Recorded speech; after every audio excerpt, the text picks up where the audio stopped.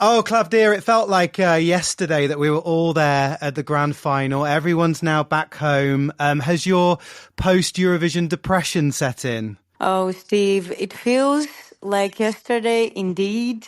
And my post-Eurovision depression is at its finest.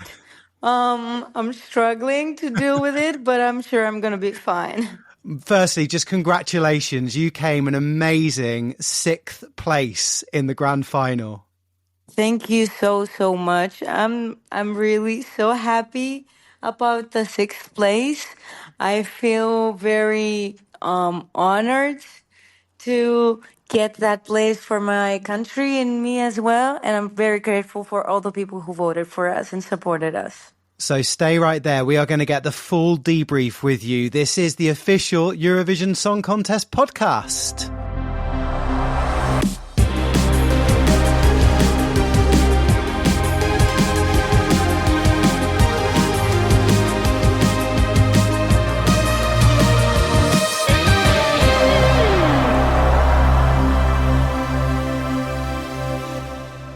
Hello everyone, it is Steve here. We couldn't let Eurovision 2025 go just yet, so this is a special episode featuring 3 of the stars of the 2025 Grand Final. Coming up, you will hear from Alessandro from Norway and Sissal from Denmark. They will join later, but firstly, it is the Greek legend herself, Klavdia. Klavdia, how are you? Where are you, more importantly? Where are you at the moment? Hello, Steve. So nice to talk to you again. So nice. So right now, I am in my record label's office. After Eurovision, we have a lot of work to do. We want to release more music. We want to do some shows. And we're very busy, but we are very happy. So talk me through that grand final performance, because I've watched it back on YouTube and you just look so confident. Is that how you were feeling, or were you nervous inside? Oh, I think my performance on the grand final was the best out of every performance we had to give. And it's actually pretty crazy because I was so nervous when, before going on Eurovision, I was so nervous about the grand finals performance. And the actual performance that day was the best for me. And I felt so confident, so powerful, and zero nervous. Like, it was crazy. It was crazy to think that I'm gonna step on that stage for the final time, for the last time. And I wasn't nervous about it, but I was so excited. It's crazy to think about this now. Did you feel, when you're there on stage and it's the grand final and all these people are watching you, could you feel the audience soaking you in? Could you feel their atmosphere? Yes, especially on the grand final, the energy. Oh my God, there were some fans on the crowd. And I especially remember a Greek fan who came dressed like me. Like, he got my glasses and he got a black wig with a long hair like mine. And just seconds before I started performing, he was screaming, "Clavdia, Clavdia." And I was struggling not to laugh, and I was struggling to focus on the performance. But it was a moment I really won't forget. Like, it was crazy. The energy on the grand final was crazy, to be honest. Oh, I love the fact that there is that Greek fan out there who knows now that he had an impact on you. He was like your final energy that you needed before that performance. Yes, it was crazy. And I looked him up on the internet and I was laughing after seeing him dressed like me. And then afterwards, because you performed in 17th position of the grand final. So did you have a little bit of time to go up to the green room and enjoy the rest of the performance? performances? Yes, of course. The green room time for me was one of the best moments ever. I really, really enjoyed like looking on the other performances and dancing like crazy on them and cheering for the guys because I was so rooting for everyone. I really wanted for everyone to be able to enjoy this because for me it was one of the best experiences of my life, especially the day of the grand final. I was so happy that day, like the whole day. I had nothing to complain, I remember. And I was rooting for everyone. Really had fun with my colleagues in the green room. We danced. I don't drink alcohol, so I didn't drink, but I really had the time of my life. I think I saw some videos of you dancing, and I'm trying to think. There was Sweden I was performing. Sweden, yes, I remember there was a video where I was going crazy. And do you know the armography of Albania's entry as well now? You know, she does the amazing Yes, dance with her yes. arms. Yes, I tried to mimic Beatrice's dance. I think I did a good job. Yeah, you did. So then obviously we had the votes, and that was, is it nerve-wracking? It's nerve-wracking to watch it. Is it nerve-wracking for you sitting Oof. there? The beginning was a little bit, how do I say it? We almost had a mini heart attack. You know, when the voting starts, you expect some points from here and over there. We didn't get many points at the beginning, and I was like, "Oh my God, it's over for us." But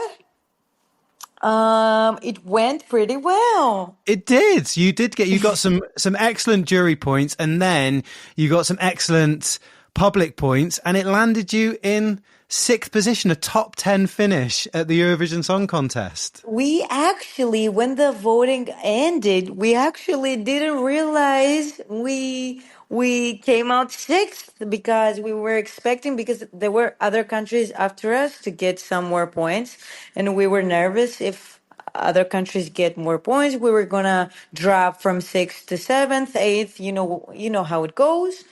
And the voting ended, and we didn't realize we actually came out sixth. It was a crazy moment. I remember a colleague of mine was like, "You have to be happy we're sixth," and I'm like, "Are we?" That was crazy. It was a crazy moment. I'm so grateful for everyone, and the juries and the people who voted for us. It was a great moment for us. Truly, I won't forget it. Never. When you came on the podcast the first time, you told me about all the people back home that went absolutely crazy when you won the national final. So what was it like for them watching at home? Do you know what they did? So they set up a mini cinema outside my house. They gathered all together. They did a barbecue, food, alcohol, everything. So at the semifinal, when we were the last to be announced, and when we were announced, they started to break everything, including chairs, bottles, anything they had in front of them was broken. Actually, some videos of that moment went viral on Greek TikTok. Amazing. I have to send you. It was hilarious. Like we were watching these videos from from the stadium. It was so funny. You cannot even imagine. This is a proper Greek celebration. Exactly. They had horns too. Are they called horns, right? Beep beep, like Oh, horns. Yeah. Beep, beep, beep, beep. Yeah, horn. yes, they had horns and they were beeping all over the place, like it was a selection, like for the prime minister or something. You probably felt like the Greek prime minister just for one night, Yes, right? kind of. Now, here's a question for you. What do you have in common with Melody from Spain regarding your performances? Do you know what I'm going to ask? Oh, what a great question, but I have to think. I'll give you a clue. It's about what you wear. Oh, the dress. Oh, that we changed the dresses. Instantly, both of you. It was crazy. It was crazy. So I'm sure everyone listening knows, but there's that literally 2 seconds at the end of your performance where your dress goes from black to white in a Yes. second, and you were keeping that as a surprise for us. Mm-hmm. So did that go smoothly every time? Yes.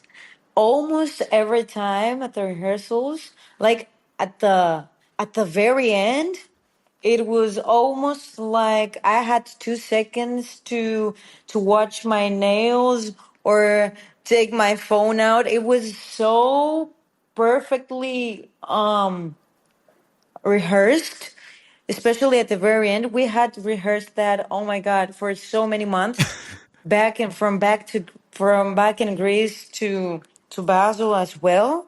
Um, it went very smoothly every time, except for one time I remember. I think it was the second rehearsal in Basel. I think we had a mini something failed a little bit with me and Christina. The Christina is the dancer I had with me. Ah, yes. But it was the only time, like from back in Greece to Basel, every rehearsal was very smoothly done with the dress. So can you offer the secret now? So what happens? Does she take it off for you, or do you take it off yourself? Yeah, she takes it out for me. So the dress on the back has a big scratch, like the scratches that the children's shoes have. Yes, like Have you seen? Velcro. It's Yes, called. Velcro, Yeah. exactly. Yes. So it has a big Velcro scratch, and she just goes when the black out of the lights comes, she just goes scratch open. She drags it behind, and I'm staying with my two white dresses. I actually wore two white dresses with layers. Okay, I didn't Yes. realize. Yes. Yes. It's so, honestly, it's so clever and it's so quick. And again, you did it and Melody did it. And each time I watched it, I just thought, how have they done this so quickly? I we have to ask Melody now about her dress because for her dress, I don't know how it was done because her dress was long. Yeah, it was. It was way different than mine. So listen, Clavdia, how, now that you can kind of look back on your experience, did you have a lot of fun over those 2 weeks? Oh my God, it's crazy to think about it because I had so much fun. I enjoyed everything so much. Like my main goal when going to Eurovision was exactly this. I wanted to look back on the Eurovision experience and I wanted to have a sweet memory of it. And I have to tell you that it's something more than a sweet memory. It was one of the best experiences of my life, something I will never forget, and something that made me believe that I can do anything I want. And I couldn't be more grateful for this experience, truly. I wouldn't change anything. I think Well, it's one of those things you worked for so many months on, didn't you? And then you're there one day and the next day it's back to normal life. Did you give your family a big hug when you saw them? of course, I gave them the biggest hug and the biggest kiss. I really missed them, but I had seen that they had so much fun back home. They were all gathered together. It's very sweet for me to think that I got them all together, united, because it has been a long time since my neighborhood and my family had a gathering like this. And it's so nice for me to think that I did this. I made them gather together and have a great party. Two great parties, semifinal and final. Two great parties that they will remember for the rest of their lives. You know what you need to do? You need to get that banner that we talked about before where it's got your face and it said Klavdia represented Greece, and hang it above your family's house so that everybody knows forever. Either a banner or a statue. Or a We will statue. think. Yes, a statue of Klavdia. That sounds more appropriate, doesn't it? Oh my God. And finally, what is next for you? What plans do you have now? So our plans is to do some shows. We're gonna start from Greece, and then we're gonna try to expand in Europe as well. We'll see about that, and outside of Greece. I mean, when we came back from Eurovision, the next day we released my first album, Amazing. which is called Asteromata, of course. Yes, of course. Tribute to Eurovision. So we have music. We want to make more music for the future. We're gonna do some shows. We're gonna do many, many creative and beautiful things. And fingers crossed, I'm really excited to do all of these. We're going to see a lot more of Klavdia in the future, right? Yes. Klavdia, we will see you soon. Bye-bye. Yes. Bye bye, Steve.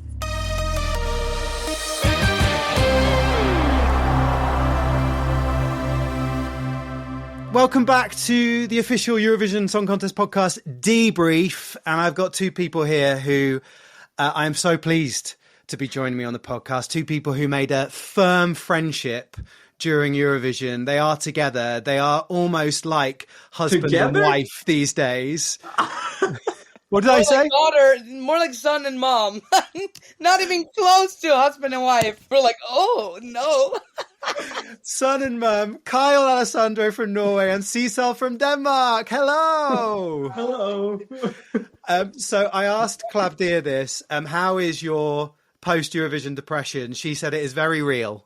Kyle, you can start. Okay, I can start. Yeah, no, I'm feeling like emptiness, if that makes sense. But at the same time, everything after Eurovision also went like very smoothly. I got to go back to school for a week, and now this week it's like work again, if that makes sense. So like I've had like this transition back into like my mind almost is like used to like this being happening in waves, if that makes sense. So I haven't like gotten like super depressed.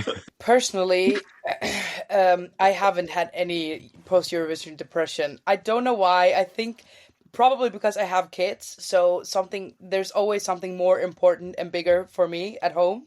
You know, they will always be my first priority. So I also felt like some kind of relief that I'm not going to be as much away that I have been. I definitely miss like a lot of the contestants, but we talk a lot, you know. And here in Denmark, for me at least, it has opened like a lot of doors. So as soon as I came home, it has been like crazy. It has been interviews and podcasts, and TV shows have been contacting me. And I was, for the first time since Eurovision, out drinking, you know, on Saturday. And that was insane. I was like, is this going to be my life from now on? Like, because everyone was coming up to you, weren't they? I saw someone dressed as you. Literally, people were dressed as me at the carnival, and as like we stood outside a bar, and they were like, "Hi, if you want to come in here, there's free drinks all night, like whatever you want, it's free." And I'm like, "This is so cheap! Like, what is going on?" And my friends were like, "This is nice," you know. The first thing because I put out that I was gonna go to Aalborg, this small city. And when I came out of the airport, 4 fans were outside waiting for me because they saw that I was flying. And I was like, what? Like, you know, I have to get used to that. But they were so nice, you know, they were so polite, you know, it was just, I'm not used to it, you know, to say the least. You broke the NQ streak. You got Denmark to the final for the first time since 2019. Yeah, but a lot of people were like, oh, was it 2 points? Like, as a joke, I was like, yeah, yes, it was. Like, but well, I was just wondering whether you'd already planned your Icelandic tour, because it was Iceland that gave you those 2 televote points. I was actually, me and Kyle were talking about it. Like, we saw a lot of the Baltic and the Balkan countries were like supporting each other, you know. The Nordics, I was like, Denmark didn't give anything to Sweden, Finland, or Norway, or just at least very low, and the same, or Iceland, and in the opposite way. And I was like, I don't want it to be political, but maybe just a little bit. Like, we needed those votes, you know, right now. But Iceland supported both of us. Yeah. You got your 2 televote points from Iceland, and I got 8 televote points from Iceland. Iceland And I'm scored. closer to Iceland. I am Faroese. You know who we've got to thank for that? We've got the Vibe Boys to thank for that, haven't we? Exactly. It was actually the two of them that voted for me. No, They got an Icelandic sim while they're in Basel. exactly. So that you wouldn't feel left out. Kyle, can I ask about your teeth? Are they okay? Yeah, they're okay. Lumo gave me back my tooth, so I have it now, but it's not inside of my mouth, you know. But I have the tooth now, because Lumo gave me it back, and also like everything healed well. Yes, for anyone that doesn't know why we're talking about teeth, this is because during Eurovision you had to have your wisdom teeth extracted. Yeah. This is major. Were all your friends, Sissal included, did you rally round him, give him support to get him through this very tough time? She actually wasn't in Basel when this happened yet. Yeah. So like JJ Mediana and Sissal, they weren't in they weren't in Basel because like it was there were, oh my God. They were in the second. What are you doing, Sissal? Yeah, I have something in my teeth. It's so annoying. Sissal is just checking her teeth. It's so annoying. It's still there. Okay. But they weren't here or in Basel because they were in the second semifinal. So I had rehearsals, and then I went straight to the dentist to like take out my tooth. Did it heal quickly? 2 days, and I was back in the game. Kyle, what was it like going first? Did that mean that you could breathe out and relax and watch the whole show and enjoy it, or not? Yeah, no, it was fun, but I would have wanted to go like later on in the show because my frontal lobe hasn't developed yet. So I didn't think much of it. Like, I'm like opening the world's biggest like music show wasn't like even on my mind when I was walking on that stage. I was just like, oh wait, let me sing for the people here, you know, like more so that. So I wasn't very stressed, but like at the same time, in like retrospect, is that what you say? Yeah, that's the word. It's a pretty big deal to open the whole thing. I'm actually very honored also. And Sissal, what a good job he did as well. He really did, and we were talking about it. Like, I have not seen like a lot of the acts live because I have always been like late in the show. That it would have been nice, you know, to talk to the other contestants and dance, you know, in the green room and stuff like that. And in the finals, I was like 22nd out of 26, so I didn't. The good thing about it is that my costume would be terrible to be sitting in if I was the first one. It would be, I wouldn't be able to breathe, and I was sweating, and it was disgusting. Like literally, my bodysuit. I was like, oh my God, because we can't wash it because there is rhinestones on there. It's the oh my God, what is it called? The Shukotsky something. Swarovski? Swarovski, there it was. Yeah, so we couldn't wash it. Vygotsky.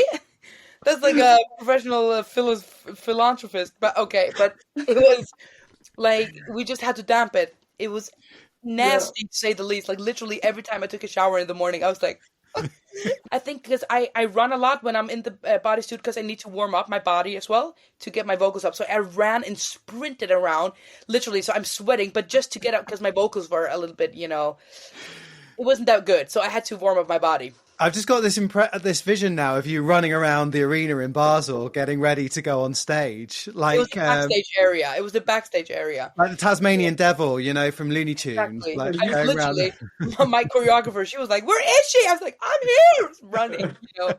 I was literally running around all the time. I also love the video of you two. Well, there's a few of you actually all dancing on the balcony to Albania, which closed the show. I think for me, I found like my clique. Is that what you say? Yeah, your group of friends. Yeah, your friendship Exactly. circle. So very early on. So like it was Sissal because I met her first. In was it Stockholm? Yeah, it was Stockholm, right? Yeah. This was in March before even we knew that Yeah, Kai yeah. was gonna represent. I found and JJ tried to contact me, I remember, and I didn't answer or something. Yeah, no, it was that. I didn't answer. And then he tried again and then I answered and then we that's where like the start of the beauty blenders happened. And Sissal is just the biggest icon. And then Miriana Conte came into the group with Luan, and yeah, no, we just we Actually trying to find. I actually think that JJ contacted me first. I'm trying to find the message. Yeah, literally, he wrote me here. Wait, is it? Girl, I'm obsessed with your yeah song. He wrote me, and then he asked me literally, "Do you want to FaceTime?" And I was like, You're like, I don't even know you. "No, I didn't know him." And he was like, "Girl, let's FaceTime." And then we FaceTimed. Me and Kyle knew each other, and then we both of us got to know JJ, and somehow like the three of us started talking in a group. So I will say like the three of us are definitely the ones that have been the most like in contact with each other. Was it either of you two that were playing Uno together? Late night Uno. There Yeah, was I did. Luan and Claude. Was it you as well, Sissal? Yeah, me, JJ, Claude, Luan, and Erica. Who's the best at Uno? Who's the Uno demon?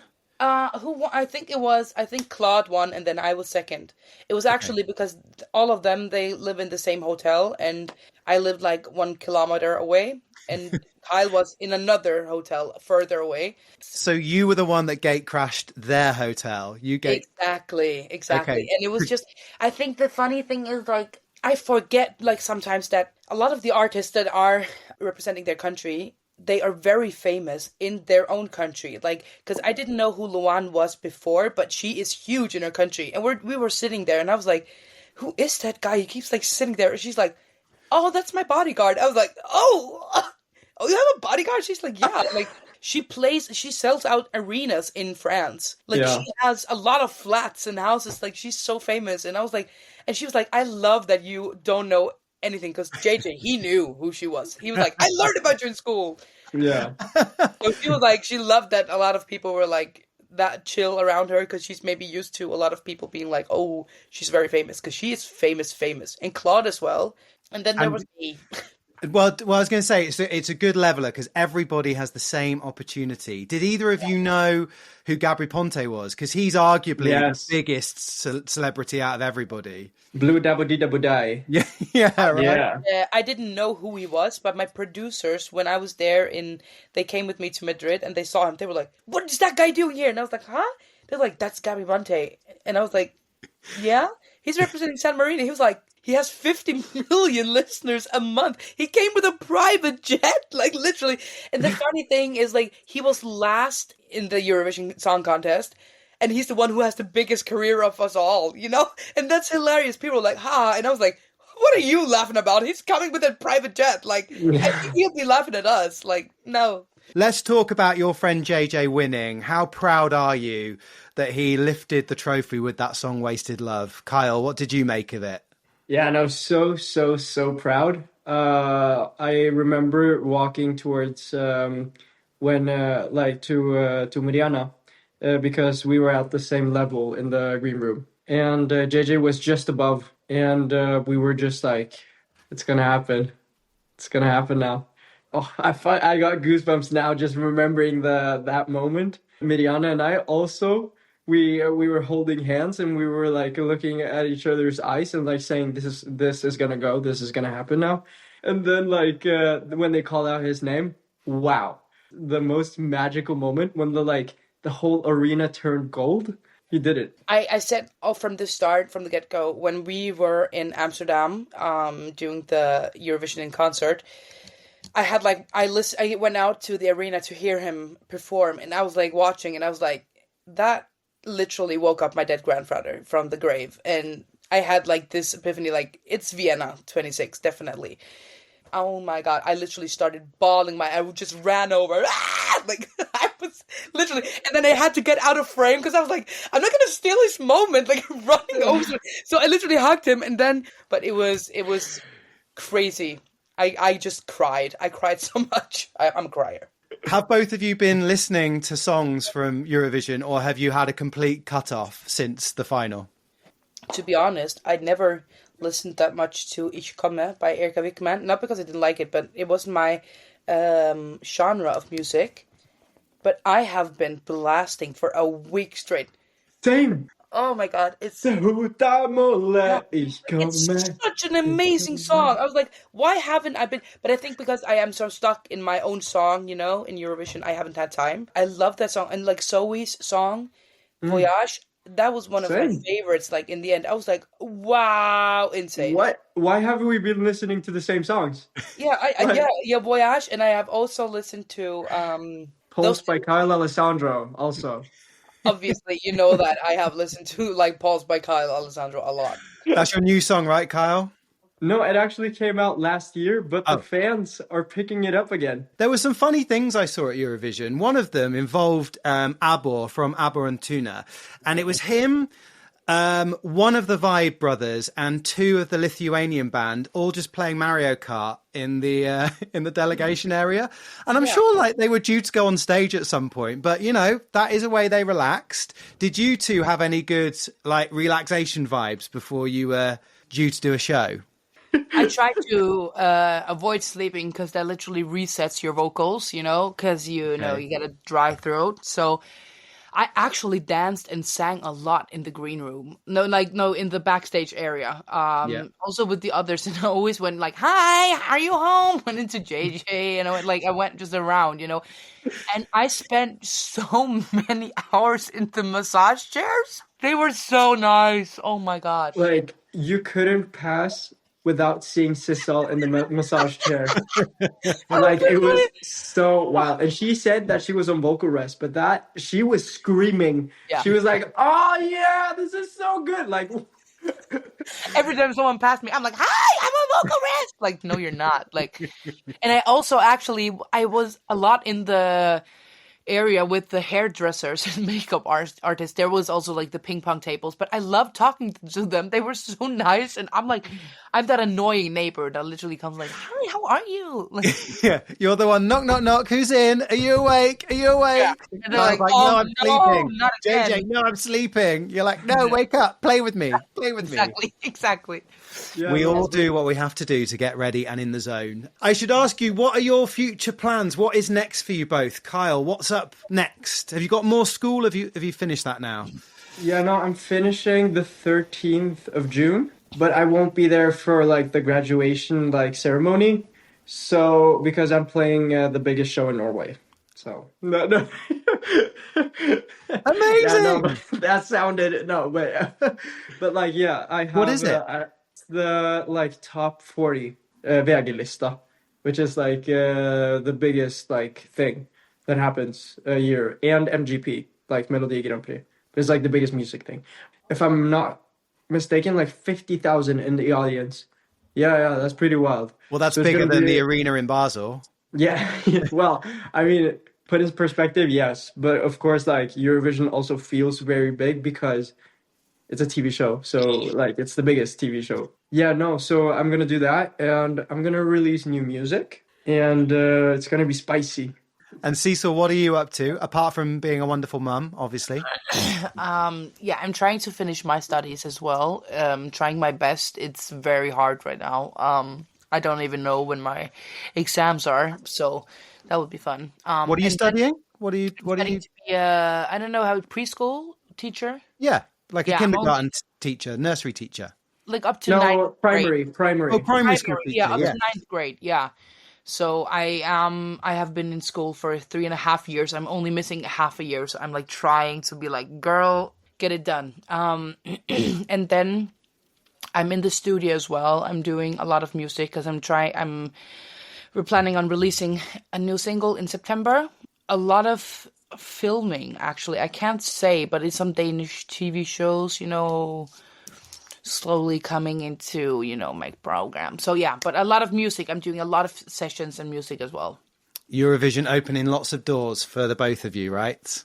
Yes, definitely. Absolutely. Sum up your experience in one word, Sissal. Insane.